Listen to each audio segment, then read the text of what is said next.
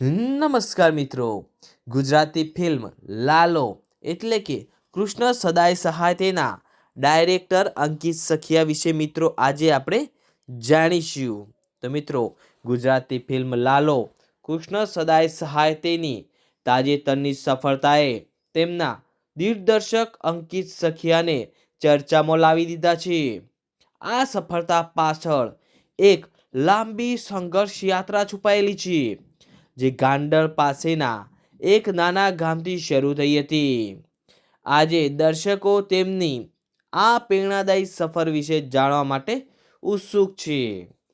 મિત્રો, અંકિત સખિયાની જીવનયાત્રા ગાંડલ નજીકના મહેતા ખંભાળિયા ગામથી શરૂ થઈ હતી. આ એવો સમય હતો જ્યારે મનોરંજન માટે ફિલ્મ જોવી એ પણ એક મોટો સંઘર્ષ હતો. ફિલ્મ જોવા માટે તેમને 30થી 35 કિલોમીટરનું અંતર કાપીને ગાંડલ જવું પડતું હતું. બાળપણથી જ તેમને ફિલ્મ નિર્માતા પ્રત્યે અનોખું આકર્ષણ હતું, પરંતુ જ્યારે તેઓ આ વાત વ્યક્ત કરતા ત્યારે લોકો તેમની મજાક ઉડાવતા હતા અને ફિલ્મ બનાવીશ તેવા પ્રશ્નો પૂછતા હતા. શરૂઆતમાં ફિલ્મ નિર્માણની પ્રક્રિયા વિશે અજાણ હોવાથી તેઓ માનતા હતા કે તેઓ અભિનેતા બનશે. વેકેશન દરમિયાન તેઓ સુરતથી તેમના મામાને ઘરે જતા અને ત્યાં ગૌશાળા બેન્ડમાં ઘૂઘરા વગાડીને લોકોને મનોરંજન પૂરું પાડતા. આ કામ માટે તેઓ પૈસા પણ ઉડાડતા. જોકે તેમના દાદા જમીનદાર હોવાથી અને સમાજમાં પ્રતિષ્ઠા હોવાથી આ પ્રવૃત્તિને યોગ્ય ગણવામાં આવતી ન હતી.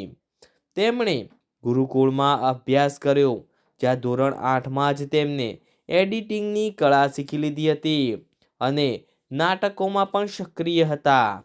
જોકે કોલેજમાં ડિપ્લોમા અભ્યાસ દરમિયાન 2 વર્ષ માટે તેમનો કલા સાથેનો નાતો તૂટી ગયો હતો.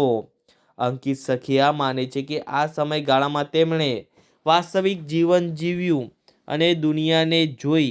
જે અનુભવો તેઓ આજે તેમની ફિલ્મો દ્વારા રજૂ કરવા માગે છે.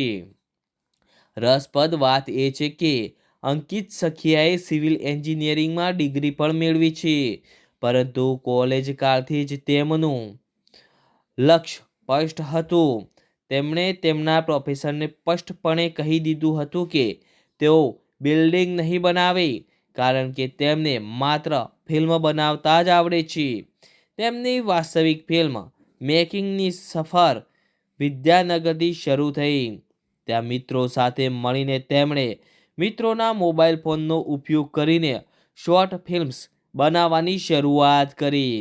લાલો ફિલ્મ બનાવવાનો વિચાર આવ્યો જ્યારે તેમણે 6થી 7 કરોડ અને 1 કરોડના બજેટની સ્ક્રિપ્ટો નિર્માતાઓ તરફથી ભંડોળ ન મળ્યું.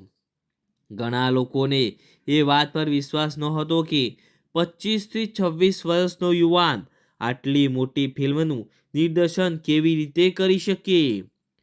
આ પડકારનો સામનો કરવા તેમણે ઓછા ખર્ચે એક સારો અને ગુણવત્તાભરનો પ્રોજેક્ટ બનાવવાનો નિશ્ચય કર્યો, જેના પરિણામે તેમણે લાલો ફિલ્મનું સર્જન કર્યું.